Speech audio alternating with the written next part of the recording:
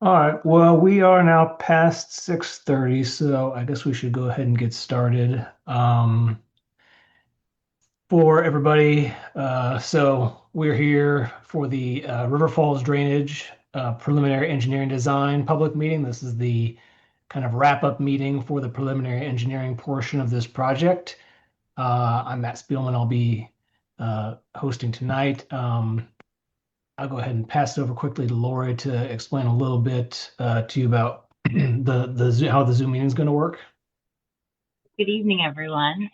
All microphones have been muted this evening and your cameras turned off. To reduce the bandwidth of tonight's meeting, please do not turn on your video camera. Following tonight's presentation, there will be a question and answer session if time allows. Please wait until the presentation ends to raise your hand to ask a question. Alternatively, you may type your question into the chat box throughout tonight's presentation. We do have some people that signed up to provide questions and comments in their registration, so we will call on them first, and then we will go to the raised hand. To raise your hand following the presentation, please click on the React icon at the bottom of your screen and then click Raise Hand. If you called into tonight's meeting via telephone, you may press *9 to raise your hand and *6 to unmute yourself. Thank you, everyone. Great. Thank you, Lori. Apologize, everyone, if my voice isn't 100% or I have to clear my throat. I'm getting over a little bit of a cold. It's kind of that season, but I'll work my way through it. So a little overview of the agenda for tonight. We'll go through the introductions of the key people involved with this project at Montgomery County and Montgomery County Transportation and its contractors. We will talk a little bit about the background of the project, kind of why it arose and what's been done thus far, the summary of the work to date.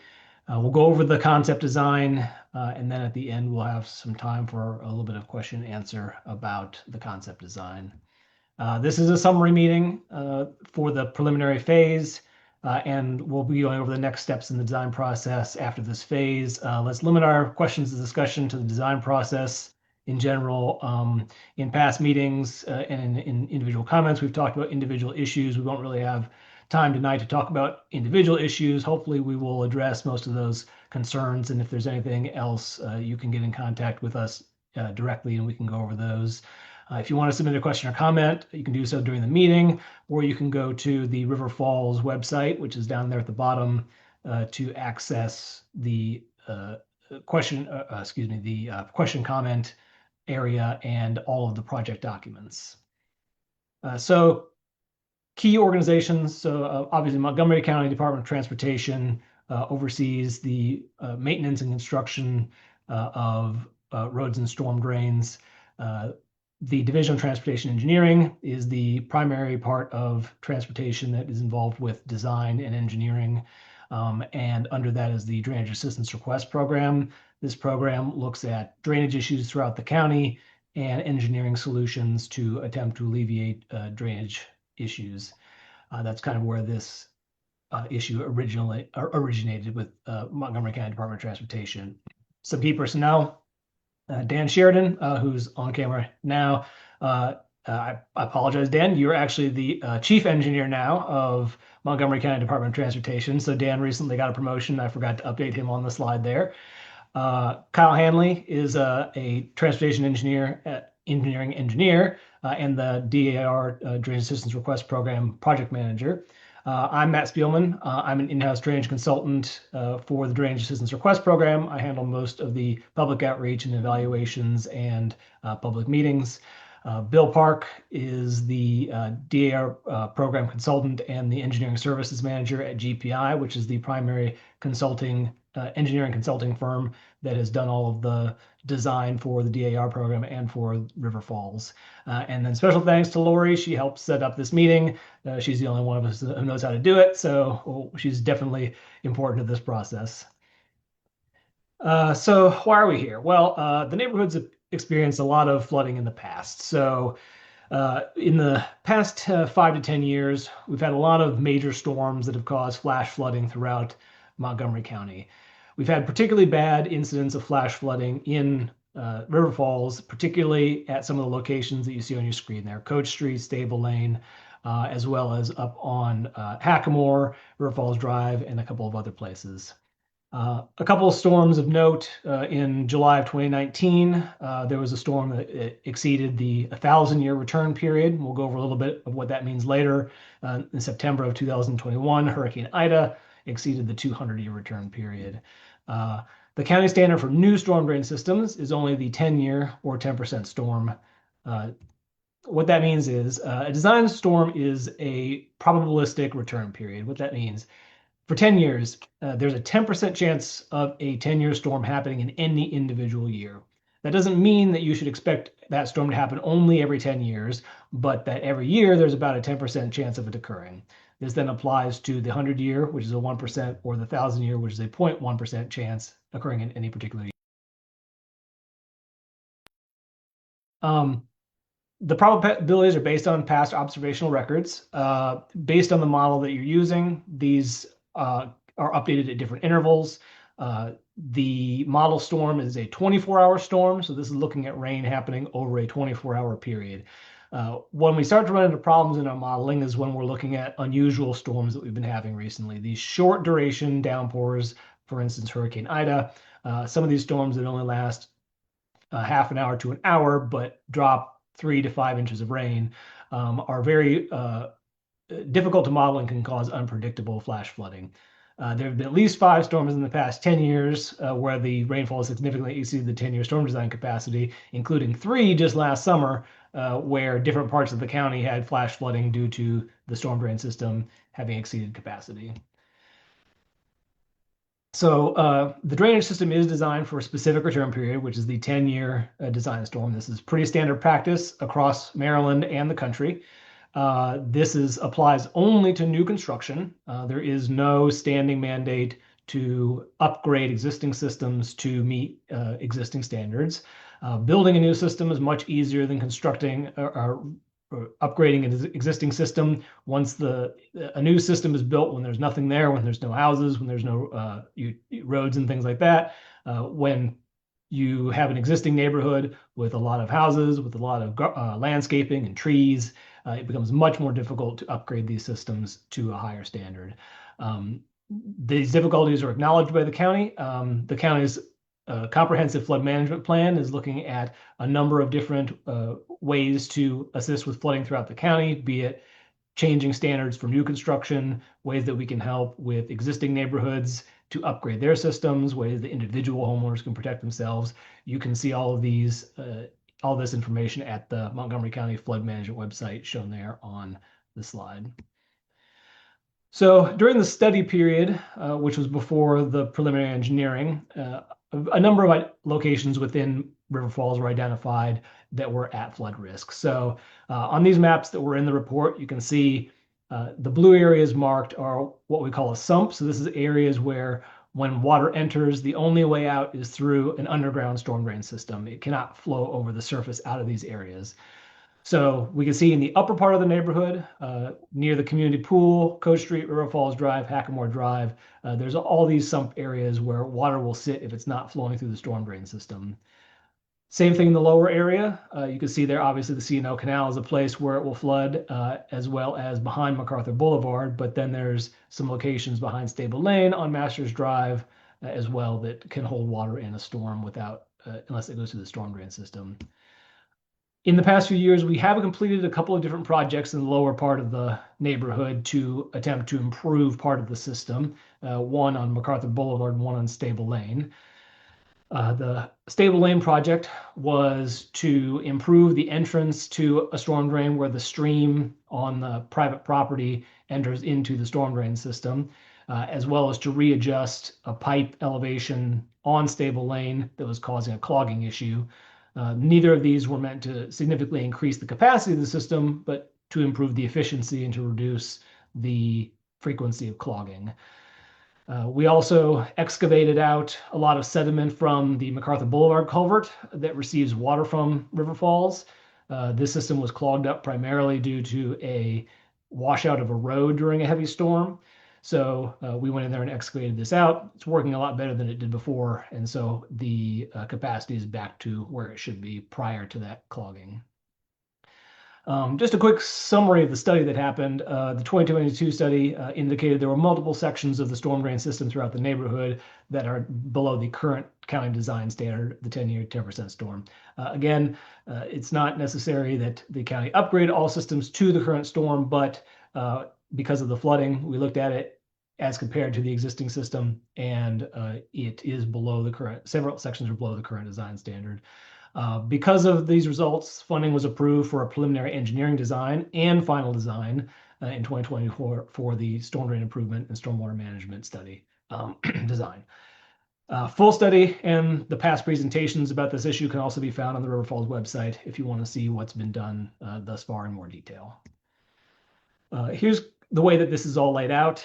So the original study was done by Montgomery County Department of Transportation Engineering, but was funded by a grant that we received from the US EPA and Maryland DNR. The Department of Environmental Protection in Montgomery County helped us to get this grant. This portion of the preliminary engineering design was funded out of 3 standing CIPs that fund the Drainage Assistance Request Program. So this was money that had already been allocated. But we also then got additional funding as a separate capital improvement project for the final design, which will be upcoming. Now, this is all for design. Construction has not been funded. Once this phase is complete, we will submit to the county council the proposed design, and they will have to then find funding sources, or we'll have to look for other funding sources elsewhere. Here's where we are right now. We are between the preliminary engineering and the final design. So a quick overview of kind of the way the neighborhood is set up. Here you can see the River Falls subdivision outlined in purple with surrounding subdivisions in orange. So the system is, the subdivision is fairly large. It's got a couple different areas where water drain, some down towards MacArthur Boulevard and some to the east towards Rock Run. There's 2 primary drainage areas, the north area and the south drainage area, with a smaller Lower Masters Drive drainage area that encompass most of the neighborhood and most of the storm drain system. When you overlay, you see that the drainage areas actually overlap a number of different subdivisions in the area. So solutions to this problem are going to be involving multiple subdivisions, not just the River Falls subdivision. Quick overview of the history behind the storm drain system in the neighborhood. So before the neighborhood was constructed, there was actually a historic stream that ran through the northern part of the neighborhood. When the neighborhood was constructed, a storm drain system was installed that is perpendicular to a lot of the streets in the northern part of the neighborhood. The stream was paved over or covered over with houses, and the pipe stream is now the only way that runoff can be safely conveyed through this area. The end of the system is very large. It's 72-inch reinforced concrete outfall pipe. There you can see one of our project engineers, Abhijit, standing near the pipe, showing you just how large this pipe is. It's a big system with a lot of water discharging to this point.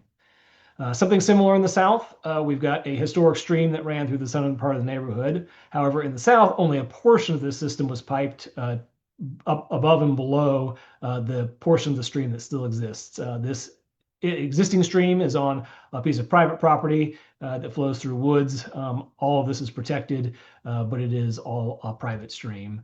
At the terminal outfall here, the 66-inch RCP, a little bit smaller than the northern drainage area, but still very large. This is right before the MacArthur Boulevard culvert that I showed you the repair for earlier. So what happens when you pipe a stream? Natural streams have wide banks and broad floodplains. On the left there, you can see the stream with what we would call base flow. This is what's going to be flowing through a piped storm drain stream most of the time. It doesn't fill up the stream bed, but on the left, you can see there's a lot of room for additional water to flow down that channel. Additionally, there's a lot of room surrounding that channel for the water to flow into the floodplain, that during heavy storms, there's a place for the water to go. Once you've piped that stream, the only way for water to go when it overflows the storm drain system is between the houses, which is not an ideal solution. So the project goals were to improve the existing storm drain system to as close to the current 10-year 10% storm as is feasible. We want to focus on reducing flooding in the sump areas or where property damage has or is likely to occur. We want to implement as many stormwater, what we call best management practices as possible for both water quality benefits and for storage. These are things like rain gardens, grass swales, things like that. A few limitations on this design. So there's no drainage improvements on private property without easements. We can't help with anything involving private property to private property runoff. There's also going to be a possibility of flash flooding still occurring in larger storms. Again, all we can do through this project is upgrade to the 10-year 10%. We are looking at a few resiliency measures that will help to reduce the effect of flooding if it occurs over that 10-year storm, but the system itself will still only handle the current 10-year storm design. So the ways that we're looking to improve the system, we looked at pipe replacement, upsizing, and inlet upgrades. These are physical upgrades to the storm drain system to actually increase its capacity. We're also looking at the best management practices, bioswales, bioretentions, grass swales. What these will do is help to retain water, infiltrate water, and actually reduce the need for a larger storm drain system. We're also looking at what we call storm drain daylighting. That's bringing the storm drain back above ground into a channel, which has a lot more capacity than a pipe. And then also underground storage. So areas where water can be stored underground, either under a BMP or some other structure, and then slowly either drain into the storm drain or infiltrate into the ground. As far as mitigation measure goes, in this neighborhood, one option we have been looking into is sidewalk lowering of the sidewalks running parallel to the storm drain between the houses. We did look at potentially doing either storm drain daylighting or underground storage on the community center property, which is one of the options we had presented at the beginning of our preliminary engineering phase. However, while we went through the engineering phase and had discussions with the community, putting these either the daylighting or the underground storage was just not feasible from a cost perspective or from reducing the usable space at the community center. And so both of those options were rejected. Quick explanation of the way that we run this analysis. So what we're using to determine the capacity is what we call a hydraulic grade line analysis. This is looking at the way that water flows through the pipes in respect to the pressure on the pipe itself and the velocity and the capacity. So when the storm happens, if the pipe is full, it can only hold so much water. When it's full and it's full of water, any additional water is going to put the water in that pipe under pressure. What the hydraulic grade line analysis does is it gives us a model of where that water is going to sit in the topography when the pipe is full. So in this example, the HGL line is where the elevation would sit in a hypothetical vertical column when the pipe is under pressure due to a storm. When we look at that in a larger context, the HGL may end up above the ground or near the surface of the ground. What this means is that the system doesn't have the capacity to keep the water in the pipe or underground, that in the storm that we're modeling for instance, the 10-year storm, you're likely to see flooding because the water under pressure will not be under the ground. What we want to do as part of this project then is to bring that hydraulic grade line down to the 10-year level, which is underground, at least 1 foot under the surface. So you can see here from this example, the change in that HGL line in the before and after down to the 10-year storm. There's two different ways we can really do this. One being we can either increase the capacity of the system by making the pipes larger, increasing the slope, things like that, which will allow more water to flow through the system. The other way is by reducing the amount of water entering the system. This is where the storage and infiltration facilities come into play, and they can lower that line without actually increasing the pipe size. So what we really want to try to do with this project is focus on the infiltration and storage in the upper part of the watershed. Replacing large pipes is very difficult. The bigger we get, the more likely we're going to have surface cover issues, utility issues, space issues for installation. So we're going to try and utilize the good soils in most of the neighborhood to infiltrate and store as much water as we can and put that water into the ground. We want to use a lot of bioswales and underground retention to retain as much water as possible. We want to remove, as where possible, existing undersized storm drain pipes or even existing properly sized storm drain pipes, and to create more open channels that have more capacity and more area for storage. These can be replaced with either with just regular grass channels or with bioswales. These can also involve underground retention for more water reduction. By reducing the runoff, we don't have to do as much pipe replacement. We don't have as many conflicts, and we can help to implement environmental benefits instead of just increasing pipe size. So we'll start with the northern drainage area. So this is the most complicated and large system in the neighborhood. What we're looking at here is a split strategy. We've divided this into multiple areas where we can implement some different practices. In area 1, which is the most downhill portion, which makes up roughly a third, we're going to look mostly at pipe replacement, inlet upgrades, and curb bump out bioswales where we can. This area doesn't have a lot of opportunity because of the way the pipe runs for daylighting. Again, we looked at it on the community center and had to rule that out.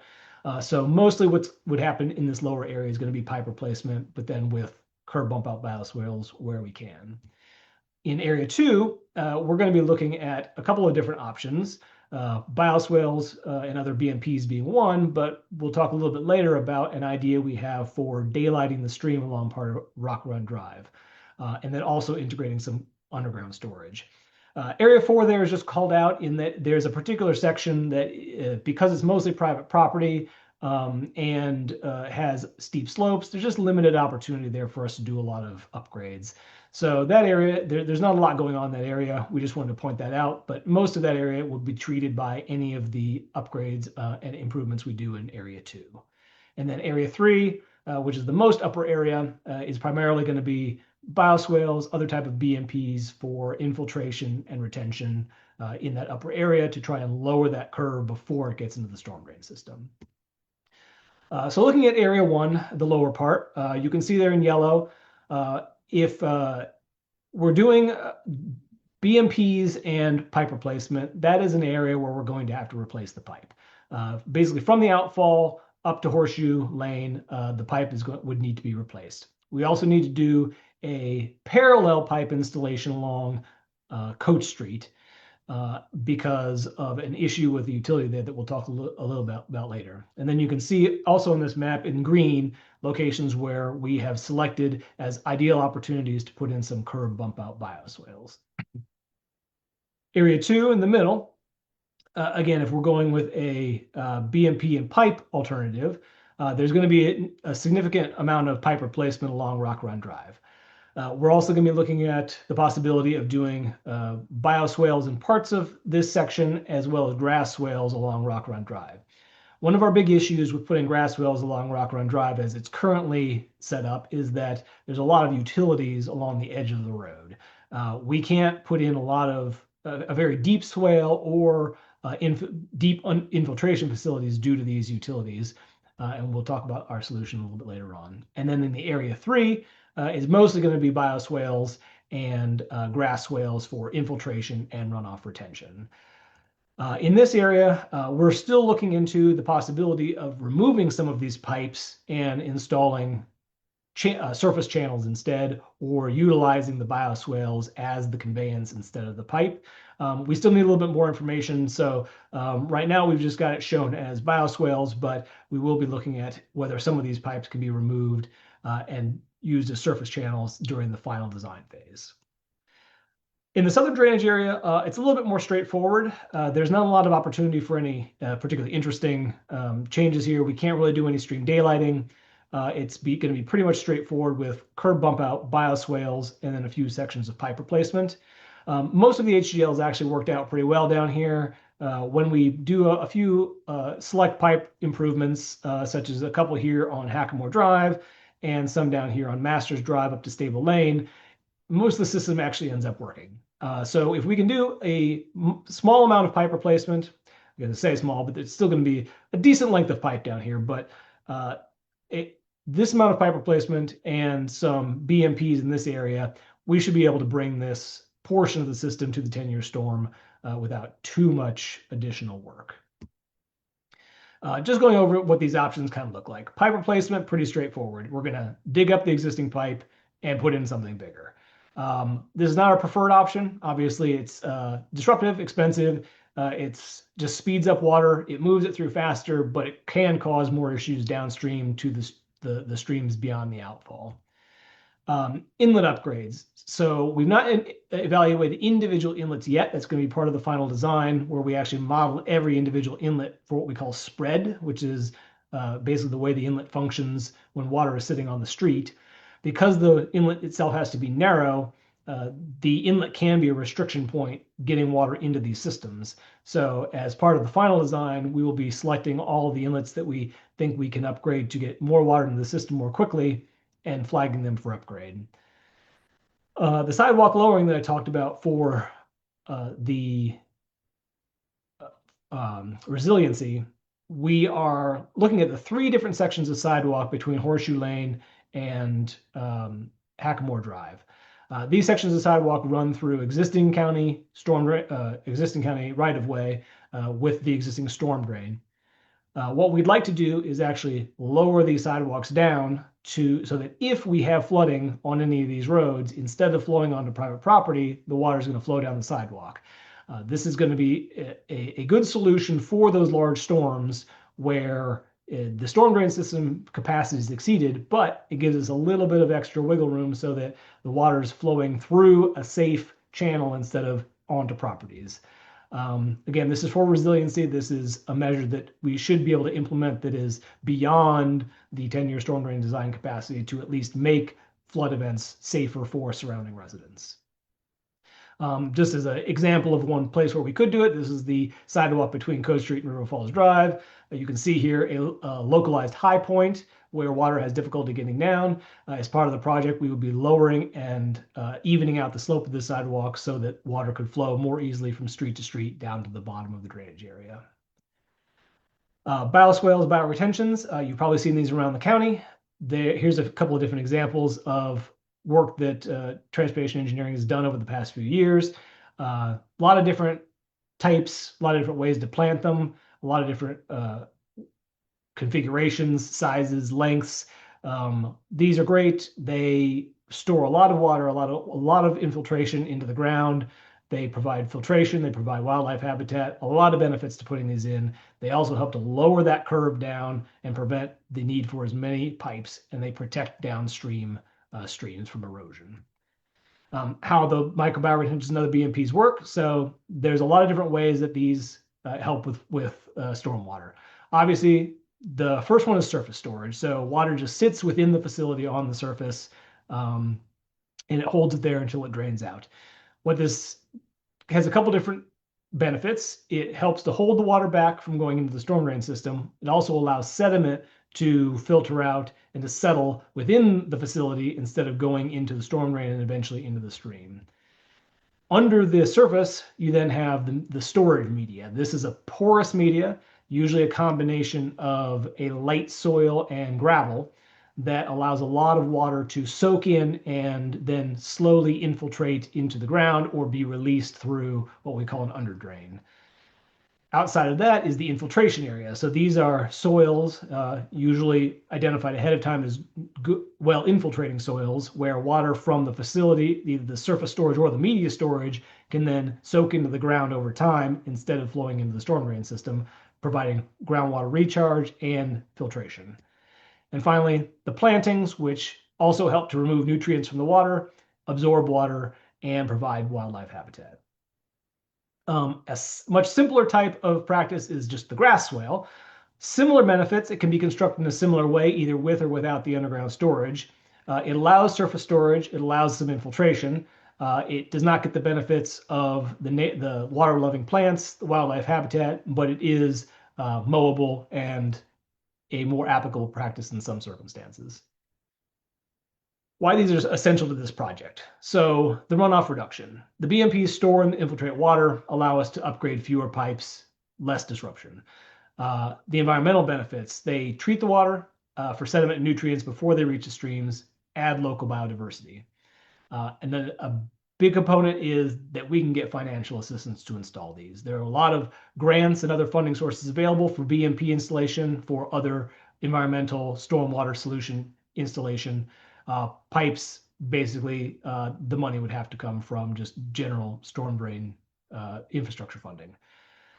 The BMPs also help the county meet its municipal separate storm sewer or MS4 treatment requirements. This is a requirement under the Clean Water Act administered by the Maryland Department of the Environment. Montgomery County has requirements it has to meet every permit period. This would help with that, and so it would serve a dual purpose function for the county. The second alternative for Area 2 that we really like and want to explore is stream or storm drain daylighting. This is removing that storm drain, bringing that up to the surface, allowing it to flow along the surface in an exposed channel. The way that this part of Rock Run Drive looks right now is that you have this roughly 20-foot road that runs down a 100-foot right-of-way. It's a very, very wide right-of-way for the type of road that it is.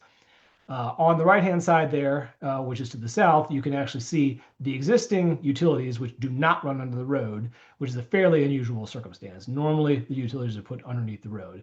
Right now, both sides have fairly shallow grass swales that convey the water down to the lower part of the system. There's also a storm drain system that collects water from the upper part of the system and conveys to this area as well.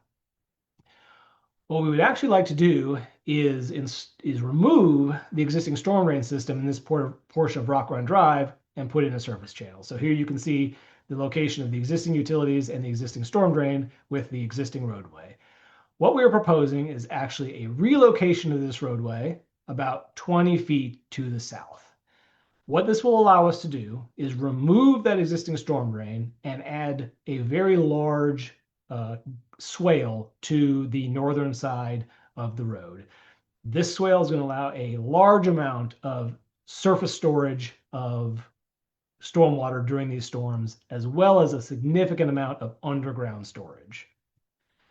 Here you can see a diagram of what this would look like from cross section. Now this is exaggerated vertically, so it's actually a lot, the sides are not nearly as steep as what you're seeing here, but to fit it on the page, we've exaggerated it vertically. So what we're doing is we're utilizing this 100-foot right-of-way, this really wide right-of-way, to put in a very large surface storage area. We're proposing moving the proposed road about 20 feet. What this does is it puts the road over the utilities, where it is in most cases, so that now we have resolved any utility conflicts. We don't have to do any utility mains relocation. This lets us remove the existing storm drain that you see here and install two storage swales on either side of the road, the one on the northern side being the larger. This is about 4 foot in depth on the northern side. It gives us a ton of storage, about 63,000 cubic feet of storage, which is about a 508% increase in storage compared to what we have now. This is a rare opportunity in the county to do something like this, and we're pretty excited about it. Not only that, we're going to get a significant amount of underground storage capacity because we're going to be able to put either infiltration or underground storage under these swales because we've moved them away from the utilities. So we're going to get a ton of underground storage and infiltration as well as the above ground storage. Kind of a general idea of what this is going to look like, and we'll refine this over time, is shifting that road slightly to the south and then adding a large, broad, flat bottom swale to the northern side. Again, all of this is within the existing right-of-way, but it's going to add a lot of additional storage to this road and get those utilities underneath the road. What this looks like as far as how it's going to affect the functioning of the storm drain system. So this is, as we were talking earlier, the HGL calculations for the different scenarios. So the red line there shows the HGL calculation for the existing system. So you can see down there at between Brickyard and Horseshoe, it's just below the surface in most locations with slightly above the surface in other locations. However, once we get up to Coach Street, we end up significantly above ground. This is where we're seeing some of the worst flooding. So this really explains why we're seeing a lot of the flooding we're seeing in that part of the neighborhood. When we look at the two different options, because we're replacing those pipes down there at the bottom of the system, we are getting a much greater reduction in that HGL down there at the bottom. However, once we get up there to Horseshoe Road, it actually becomes better for us to do the daylighting than it does for the no daylighting option. In either case, we end up with the HGL improving to county standard. In either case, we do need to install a parallel pipe system on Coach Street. What you see there in the orange block is actually an odd section of pipe that doesn't quite align with the existing pipes. They did this because of a very shallow sewer in that area that couldn't be avoided. The problem with this is it ends up with a choke point that is causing some issues on Coach Street as far as flooding. Either way, we're going to be putting a parallel pipe in there to because we can't really expand that pipe because of that utility, but we can get some additional capacity by putting another pipe in. Then uphill of Coach Street, you can see that the existing HGL is just way above ground all the way up. What we are hoping to do there, again, is the daylighting option, but we're also showing here the blue, which is the non-daylighting option. The daylighting option gives us a better HGL throughout this area, at least all the way up to where we're going to be daylighting the stream. Again, the big benefit of that daylighting option is just the reduction in need for installing all of these additional pipes. Not only that, we have to replace the pipes on Rock Run Drive anyway. If we don't put in the daylighting, those pipes are too small and they would have to be replaced. So there's going to be disruption to that portion anyway. Here's what it looks like on plan view. So you can see down there at the bottom, the portion of storm drain pipe, basically from the outfall up to Horseshoe Lane that would need to be replaced. The portion on Coach Street that's going to need to be replaced either way, and then the portion on Rock Run Drive that's going to need to be replaced. So looking at the two alternatives, basically with the BMP and pipe option, it's the pipe replacement upsizing, inlet upgrades, the curb bump out bioswales, which we have to do in either situation to make either plan work. Either way, we are going to be doing the sidewalk lowering. In that section 2, we would be installing grass swales in that area, bioswales, and then bioswales and grass swales in the upper area as well. When we look at alternative 2, basically we don't need to do the pipe replacement except for that part on Coach Street. The stream daylighting removes the need for the replacement of most of those pipes, actually even improves the HGL more than the pipe replacement in many of those areas. The storm drain daylighting also gives us a 12.3% capacity increase of the total system compared to only an 8% if we do the pipe improvements. So the benefits, which I've kind of already gone over, lowers that HGL more in the area between Horseshoe and Acamore. Avoids that pipe size increasing, which reduces the potential for damage to streams downstream by reducing the discharge during storms. Provides a lot more storage and infiltration to recharge groundwater, filtering water, and helping to improve stream and Chesapeake Bay water quality. And again, because it's providing these water quality benefits, there are funding sources available for that type of option that are not available for pipe replacement. So there's a variety of those funding sources. So timeline moving forward. So again, this is concept design. None of this has been selected for sure for final design or construction. So we are going to finish up our concept design here within about a month and submit to the county, to MCDOT. We'll begin final design shortly after that, based on comment from DOT and the county. In January to March, we're going to have a community and individual outreach. We're going to partner up with DEP for this because there's going to be so many new proposed surface treatments, such as the bioswales, the stream daylighting, and things like that. We want to get in touch with individual homeowners who may be near these projects. DEP has a lot of experience with these, a lot of experience with the construction of these facilities, and will really help the individual residents through the process, what they should expect once these are installed. DEP maintains these facilities, what they'll look like, what the maintenance schedule is, things like that. When in about May to June time period, we'll then have a public meeting to kind of discuss what has been decided and what we've discussed with individual homeowners and with DEP. And then we'll work to finish the final design through about January of next year. So about a year after we begin. Just a few important reminders about this project. So the storms that have caused this flooding are natural disasters. We cannot completely eliminate the risk from these storms in the neighborhood. The improvements that we're proposing are only meant to bring the system to the current 10-year or 10% design standard. We are adding some additional resiliency measures, but flash flooding can still occur in large storms. This will not completely relieve the possibility of flash flooding. You don't need to be in a floodplain to get flood insurance. We still recommend that anybody who's had issues or concerned about issues of flooding because of their proximity to the storm drain or to flooding areas look into flood insurance.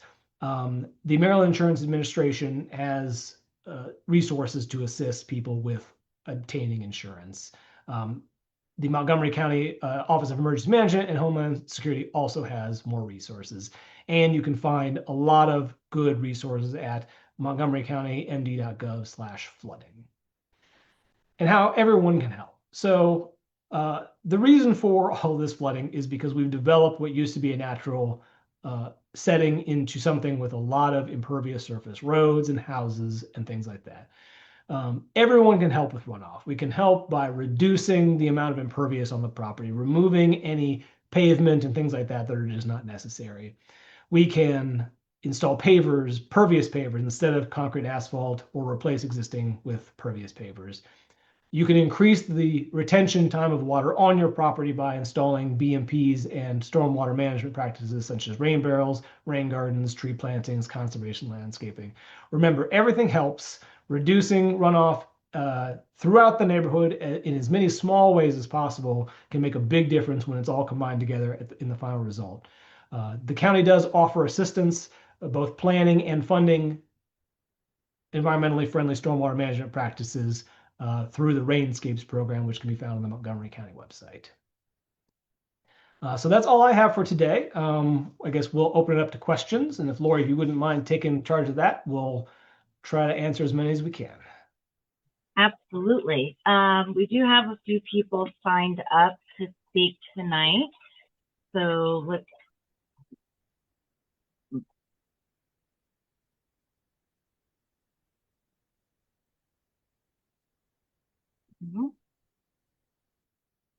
all right, let's hear from T. Coster.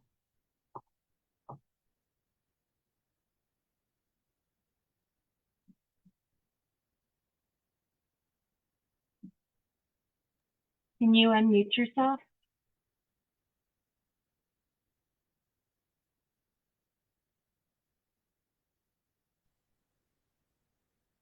All right, we'll come back.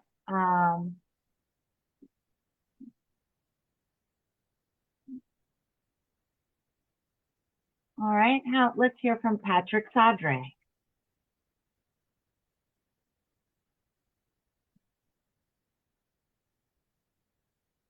I'm new to the neighborhood and just had two questions.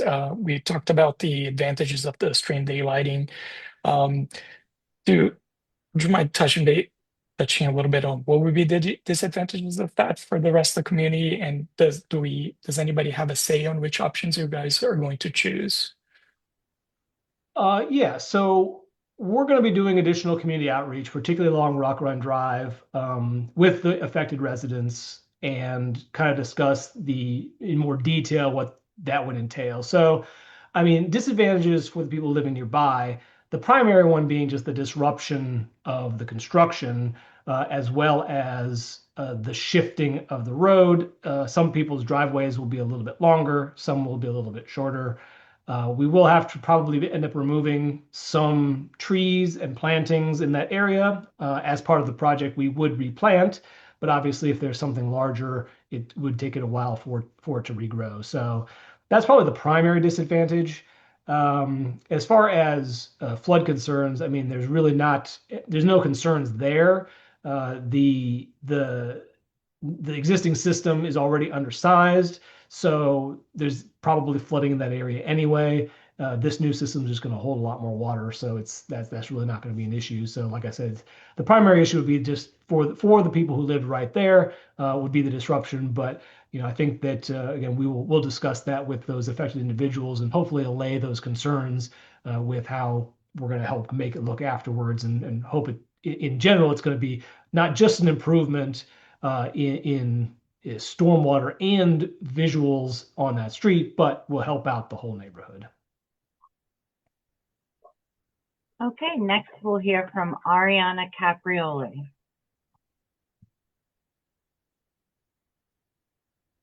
No, I didn't have any questions. Okay, thank you. Okay, Eugene Ebner.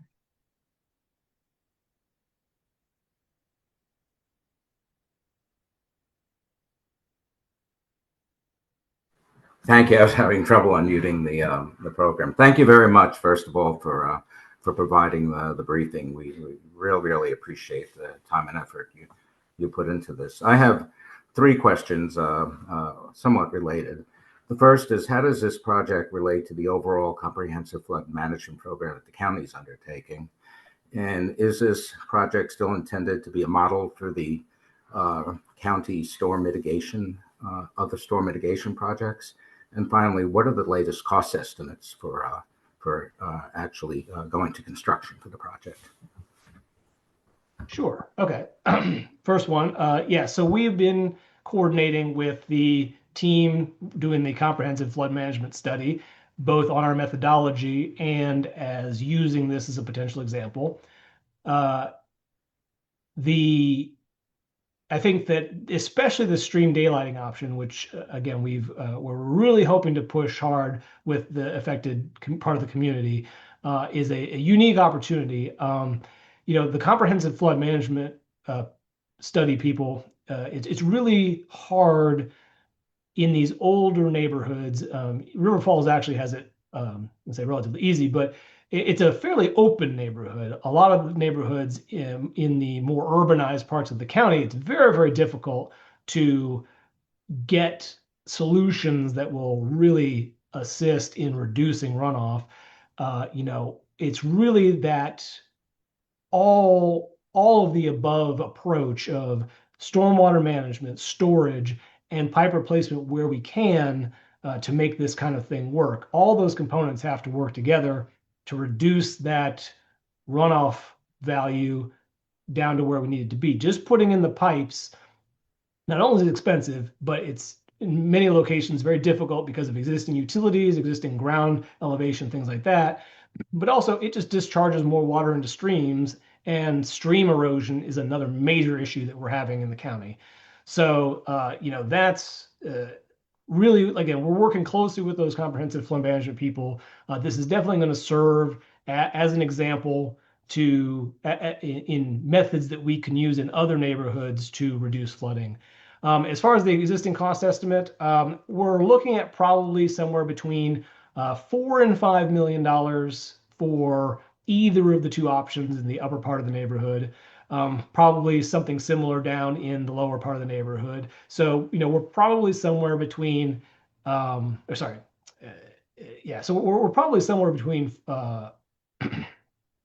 between $8 and $10 million total for the upper and lower part of the neighborhood, construction wise. Now that's only construction. There's other costs that will go into this.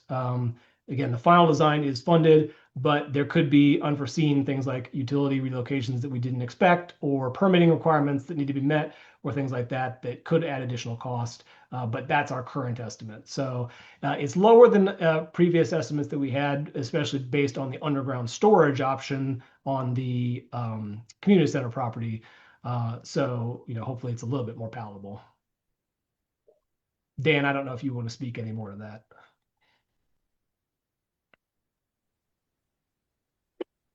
Yeah, and thanks, Matt, for that answer. It's a good answer. Again, these are construction costs. There's other costs that go into it, so we're looking at 8 to 10 million for both parts of the neighborhood as a construction cost. So there would be other associated costs like construction management during construction, and like Matt said, permitting and possible utility relocations. and Matt touched on, yes, this could be an example of what can be done throughout other parts of the county. Again, it's a little bit challenging to say it would be a direct correlation to other parts, as Matt mentioned, because some of them are more urbanized. Again, we might have in this River Falls community some unique opportunities just because of the land that's available, like the existing 100-foot right of way is pretty unusual for a 20-foot road. So, and then the countywide flood management plan, is looking at these types of opportunities as well, and when they're modeling other watersheds. So, hope that answers your question. All right, let's hear from Andy Tepper. Yes, hi. I submitted some questions through the chat, and I just wonder if they could be looked at. I think I'm getting feedback in here. Let me hold on one second. I had a speaker going here. Okay, July 31 this year, there was yet another flood on Stable Lane, basically right in front of our house. And so the mitigation that was done previously wasn't really that effective because the water overtopped the berm there, it was installed there. And so, are there any plans to evaluate this and maybe make some modifications? That was one question. Another question was, is there any way to prevent large branches and other debris from entering and clogging up the storm drains? Any kind of barrier or something? Third question was, what maintenance is involved in these swales and who will do it? And then finally would be going on Stable Lane from River Falls Drive towards Masters. The road goes down and then up. And is there any way that the grading could be addressed to maybe smooth that out to prevent water from pooling in that depression area there? And then along with that, the storm drains that are there, is there any way those capacity of those drains could be increased? Thank you very much for the presentation, by the way. Sure. Okay. So like I explained earlier, we're only bringing this up to the 10-year. So when we ran our HGL analysis based on the improvements we've already made to Stable Lane and the unclogging of the MacArthur Boulevard culvert and whatnot, that system, it actually meets the 10-year design standard. We did have 3 events this summer. Not all of them hit River Falls, but we did have 3 events that in different parts of the county exceeded the 10-year design standard. I know that one storm did for sure. We had flooding throughout all the neighborhoods in Lower Potomac, some pretty serious. Unfortunately, it's going to happen. We're getting more of these heavy, short duration, high intensity rainfalls. There's just limited opportunity to do more at that location. There's just, besides even increasing the pipe size, even if we went up to a different standard, say like a 25-year standard, those storms still would have exceeded that. Now, maybe it wouldn't have flooded quite as bad, but it still could have flooded. So, what we're going to be looking at in that area is, again, we're going to be looking at the individual inlet replacements to just see if we can get more water into the system more efficiently. As far as debris goes, no, we can't stop debris. Anytime you try to stop debris, it just collects where you try to stop it. Big debris catches smaller debris, eventually it just clogs up anyway. So the best thing we can do is try to get as much of that debris through the system as possible. Again, that was one of the improvements we made on Stable Lane, was trying to realign that pipe so that more size debris could flow through the pipe instead of getting stuck. But unfortunately, really all that can be done is try to get the debris through. And if we think there's a clog, get maintenance out there and remove it. About the maintenance of the new bioswales and BMPs, that's going to be done by DEP, so the Department of Environmental Protection for Montgomery County. Once we build these, they assist us in planting them, and then they will maintain them. I think that it's a biannual, so twice a year. I don't know which one is which on that, but a twice a year maintenance. So they go out there, they remove dead leaves, dead brush, they replant things if they've died. They do trimming, things like that, remulching and whatnot. They've also got a service line, just like highway services, that if there's something wrong with a BMP, you can place a service request and they can come out there and maintain it. As far as that other issue on Stable Lane, if you could either put it in the comments or I don't know if you've been to the drainage assistance website. If you can put that in as a drainage assistance request, we can go and take a look at that individual issue. I'm not sure exactly what you're talking about, but that might be something that is handled either by maintenance or something else.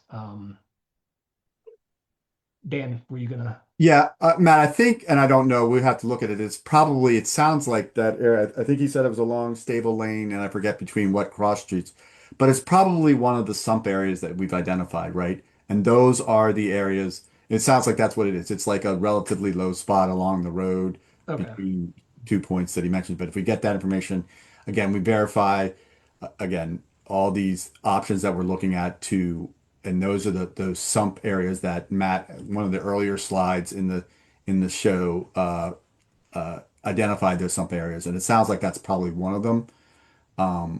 His suggestion to raise the road level might have unintended consequences of pushing that. If you raise the road, then you might be creating a sump on the side of it, and actually maybe creating an issue where it's more likely to damage private property than flooding the road. So I think we can look into that if you give us those locations and give you some more specific feedback.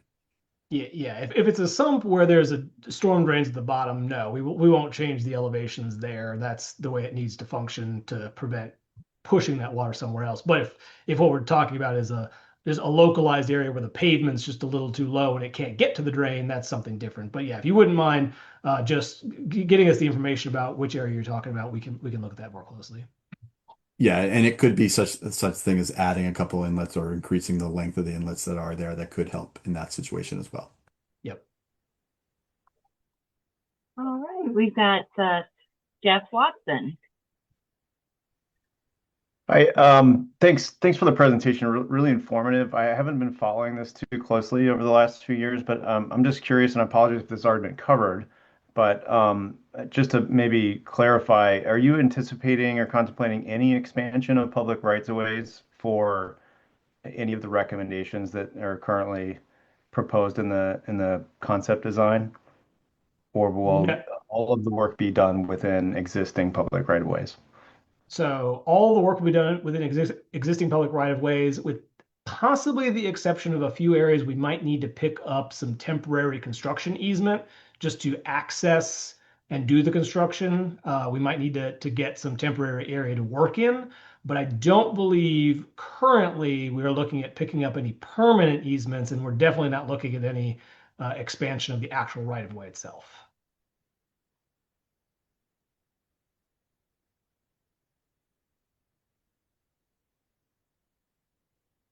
Okay, I don't. Oh, Eugene Ebner. Yes, thanks. I have one follow-up question to your previous comment about the cost estimates. Given that cost estimate, have you given any thought, or will there be any recommendations as to perhaps identifying critical infrastructure that needs to be replaced initially and then phase in on an incremental basis the construction of this project? So that's a possibility. The way that the project is designed to meet the project goal of getting us to roughly the existing storm drain standard, everything has, I mean, we have the two options, but otherwise, we need to construct everything. Now there's some flexibility in how many and where we put some of those BMPs, but we do need to get a kind of a critical mass of those BMPs. So, we could phase, we could install BMPs over time. We could do, maybe sections of pipe replacement over time. But to achieve the whole project goal, we'd have to do everything. So if I think it's going to be a matter of first not being able to obtain funding for the project to where we would then decide which components do we think are most critical to try and get funded. But I think, because we want to make this work as designed, we've got to go for everything first. If we can't get the funding, then we'll have to scale it back and make those decisions at that time. All right, next we'll hear from Jeff Gagliardi. Unmute. Okay, great. Thank you. Great presentation. I appreciate it. First question / comment, adding to what Andy Tepper mentioned. Just wanted to add that if you were not aware of it, at that big July storm, Coach Street in that sump area did flood. It came all the way up 8101's lawn all the way to the window wells, and we did have minor flooding in the basement again. So I'm not sure if you're aware that's how much flooding we had, similar to the last time where it came out of the storm drain. Question for you. So the timing in your presentation had to do with getting the final design and approval. Assuming that the final design is approved, what's the time frame typically, or maybe best case scenario, for actual funding and then for beginning construction? Dan, that's probably a you question. Yes. So that all depends on the county executive's proposed budget and the county council's dealing with it. And that's all happening now. The county executive is putting together his budget, and he submits it in January. I think it's around January 15th. Its budget is submitted, and then council makes adjustments to that between January 15th and essentially May 15th, and then that would determine how much funding is available and when. So the only things we currently have funding for are the final design again, and that's what we're working on right now, and on the schedule that Matt showed earlier. We're hoping to wrap that up by January of 2027. So then, depending on when and if construction funding is available, would be the answer to that question, which we don't know at this point. If I could just follow up on that. So best case scenario, I know counties work differently or governments work differently than other things. So let's say best case scenario, it's approved in the quickest time. How long would it typically take the county to start a project like this, assuming that everything went well? Are we talking a year after it's submitted, 6 months after it's submitted? What's a realistic time frame for best case scenario? Yeah, if money was available at the final design, then something like this is typically bid out. So we put it out. We put a request. We put it out. Construction companies bid on it. That takes a whole process. Yeah, I think the money's available 6 months to a year before actual construction starts is a good time frame. Okay. I did have one other Sorry, question. go ahead. I'm sorry. One caveat to that, that there's still not necessarily every utility conflict has been resolved yet. If we have to do utility relocation, that could be, just depending on how much utility relocation, could be a significant delay in that we don't do the relocation. Either Washington Gas or WSSC or one of the utilities does the relocation for us. So it would be on their schedule, which is not something we can predict. And then the only other thing just being permitting, in that, there's a lot of permitting that goes into any project. So, we move through it as quickly as possible, but that would be the responsibility of whoever the project's bid to, probably, to do the permitting portion. And so, again, that process, provided that all the I's are crossed and the I's are dotted and T's are crossed, and things like that, maybe it won't be that long, but it can be a lengthy process, especially if we need to do a lot of environmental work, which we shouldn't really, but it really just depends. It's hard to predict. So just bringing those two items up there as well, that those can delay the process. Okay. I had one final question. You mentioned that the goal is to bring it up to that 10-year, 10% standard. And I have a specific question regarding that sump area on Coach Street in front of 8101. Do you know what the current capability of that section is, maybe as a percentage of the 10-year 10% standard? Is it 50%, 70%, 25%? I I think I'm taking an educated guess at it. So again, these the storm drain system was installed to the standard at the time back in 1968. So it's probably not all that different than now. So it's probably on the range of 75% to 90% of that 10-year storm capacity right now. But that at that Coach Street, as Matt showed in one of his slides, there's an unusual storm drain construction there that they did to avoid, I think, a sanitary sewer. So that has caused a constriction at that location, and um and that would be handled in any one of these scenarios, right? Like that is a known constriction, and putting up essentially we can't put a bigger pipe there because of the existing utility conflict, but we could put a parallel pipe in, and so that could be handled in any of these scenarios where the Coach Street would be improved. Do you have a horse sense of what kind of improvement we're going to see there after that constriction is remedied? As far as Capacity? well, it'll be. I mean, is it going to be a large improvement, or are we talking like the 5%, 10%, so that we're still going to experience flooding even after we bring it to the 10%, 10-year standard? No, it's going to be somewhere between 8 and 12% probably. But that's pretty significant. Again, it'll handle most storms. But I think it's also in that area. Is that one of the sidewalk resiliency measures there, Matt, too, is Yes. nearby there. So that should help as well, and maybe redirect the flooding away from, private property, as you're mentioning it at 8101.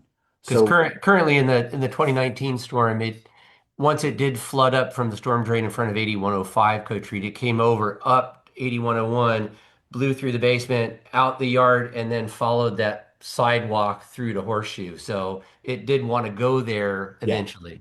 So we're going to want to. So one of the resiliency measures that Matt is talking about is to make that even easier for it to get there. Yeah, that sidewalk is right next to 8101. It's Yeah. right between the two That houses. that would be an improvement as well as Okay. for the private property specifically. Thank you.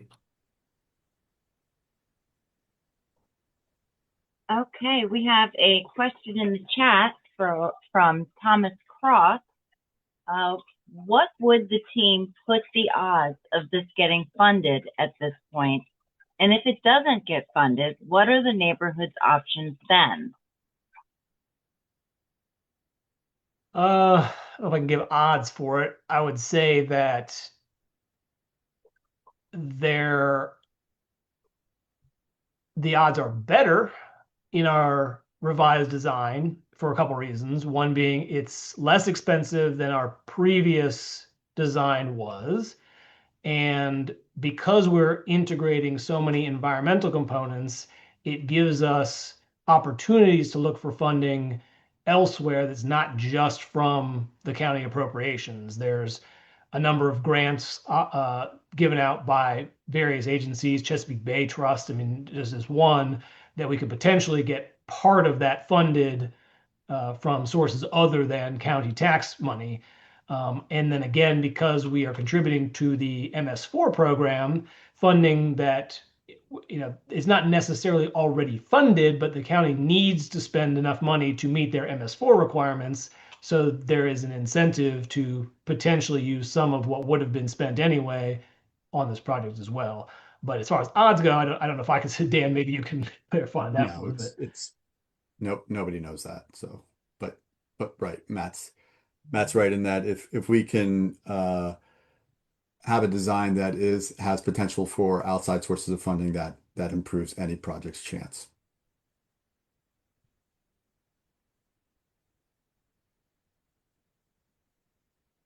Okay, that's all I have.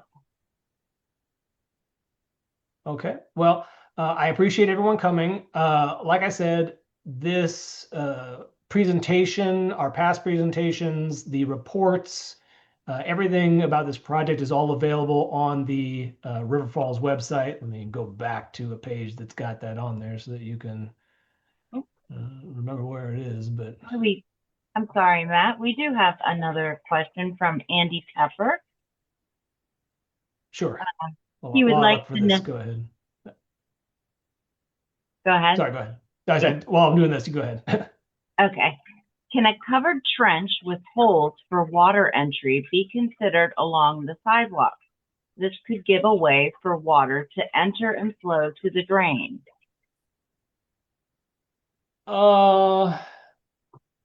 So by the time the water's, if we're talking about the sidewalks between the houses, by the time the water's flowing over that sidewalk, it's already exceeded the storm drain design capacity. So there's not really going to be much of a way to get more water into the storm drain. We don't really like to do trench drains or grate drains. They just get clogged up. They're low capacity because they've got a grate on them. You know, debris from trees and things like that, it gets stuck in them. They're just not very efficient. And like I said, by the time the water's flooding onto the sidewalk, it's already exceeded the storm drain design capacity. So it's not really going to help to try to get more water in that way, I don't think. Let's see. Thomas Cross has another question. Would it be helpful for the neighborhood to help lobby for outside funding if that's the likely source?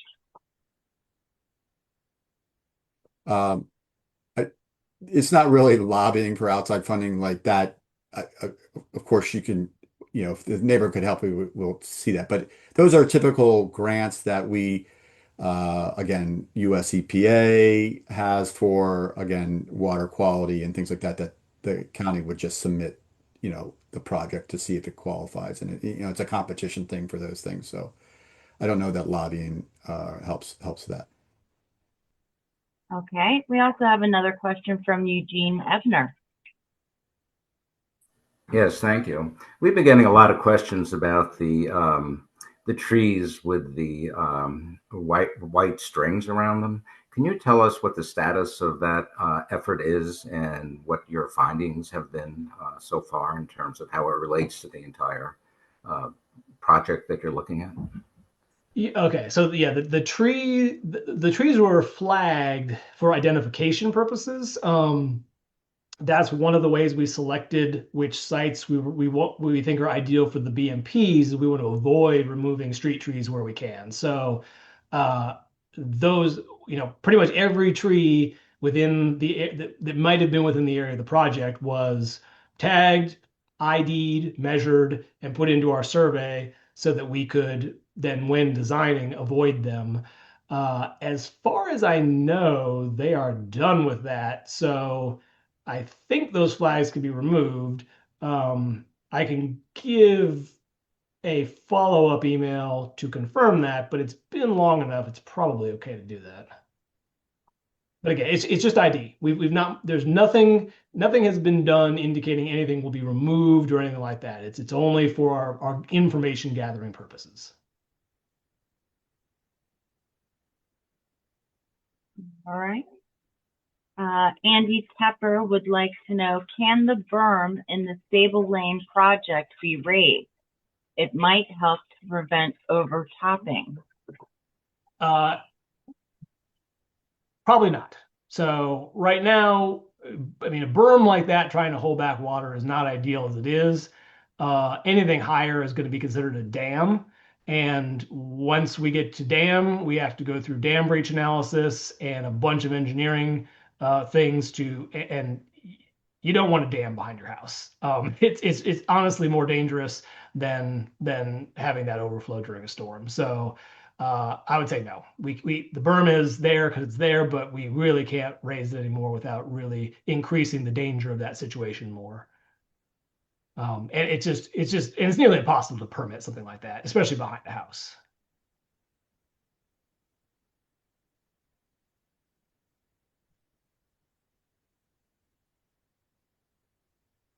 Yeah, I think that's it.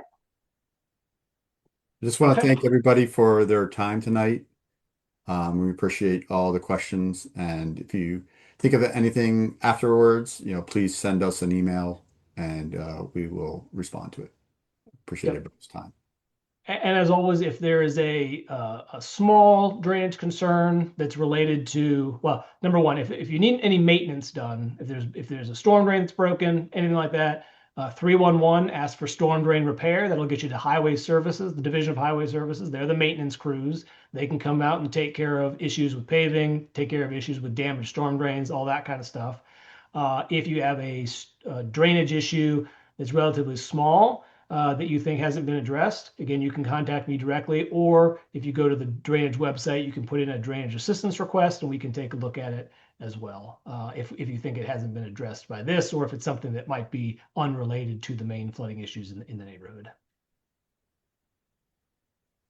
So, like I said, everything can be found at River Falls, and we look forward to talking to everybody that's going to be near the project, and then the community during our next public meeting.